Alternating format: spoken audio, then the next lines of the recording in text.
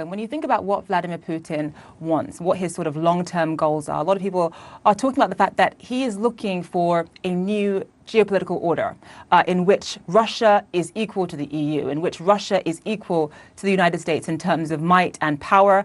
And also, I mean, this idea that he wants his red lines to be taken seriously by the rest of the world. When you listen to those packages that have been outlined by the EU and by the French foreign minister there, the package of sanctions, do you think that they are enough of a deterrent to Vladimir Putin's long-term goals? Well, I commend the efforts of the United States and the European governments to impose severe sanctions on the Russian Federation. Whether it's enough to deter Putin, let's wait and see. But you asked what are the ultimate goals of President Putin. He has a number of ultimate goals. The first one is to eliminate Ukraine. And he's very vocal, saying that Ukraine has to be actually killed as a state. He hates Ukraine and Ukrainian people. The other target that President Putin has is actually to split the European Union and to pose the threat to NATO and to the EU. And last but not least, it relates directly to the United States. Putin wants to end Pax Americana.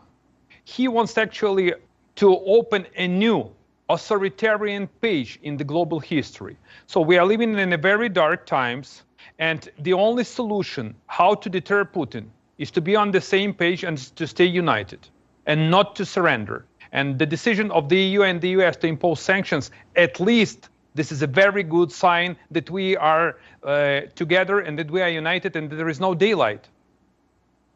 So what do you think, though, what does Ukraine need right now in terms of support from the EU, from the United States, in terms of maintaining its sovereignty in the face of Russian aggression?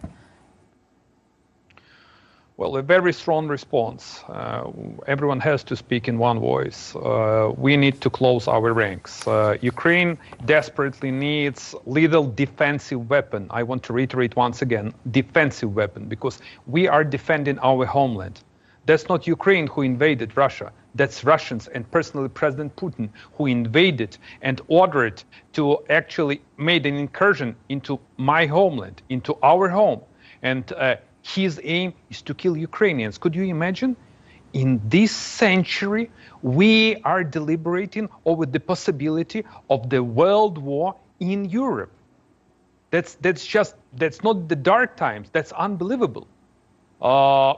So defensively weapon. The third issue is financial support.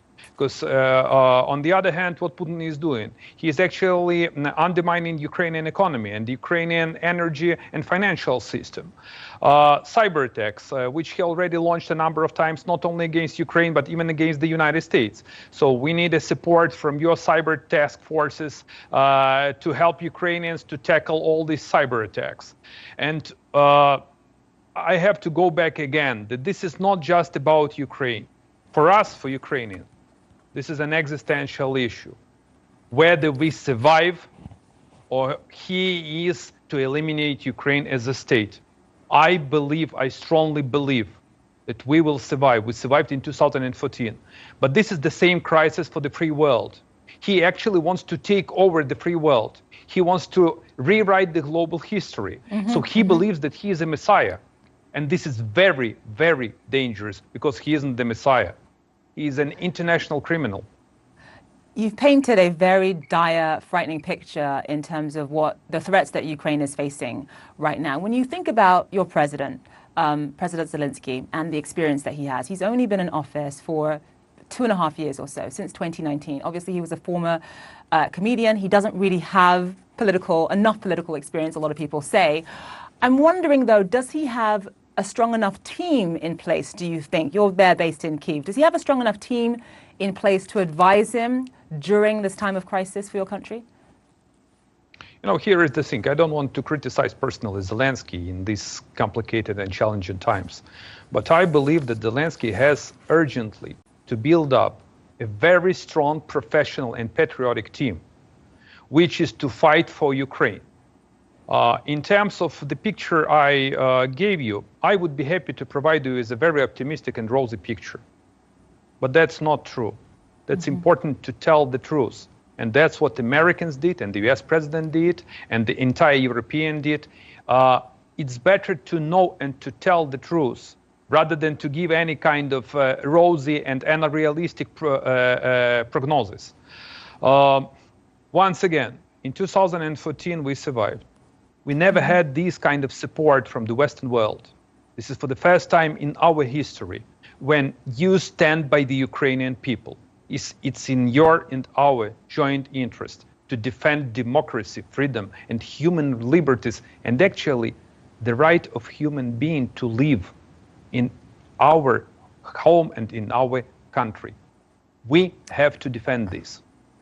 About half an hour or so ago, actually about an hour or so ago, we heard from NATO Secretary General Jens Stoltenberg, and he also painted a very dire picture, saying that Russia is preparing for a full-scale attack against Ukraine. On the other hand, President Zelensky said something quite different, saying that we understand there will be no war with Russia and no broad escalation from Russia. What is that assessment based on? We are already at the state of war with Russia. I fully share the take of the US intelligence and the Western intelligence community.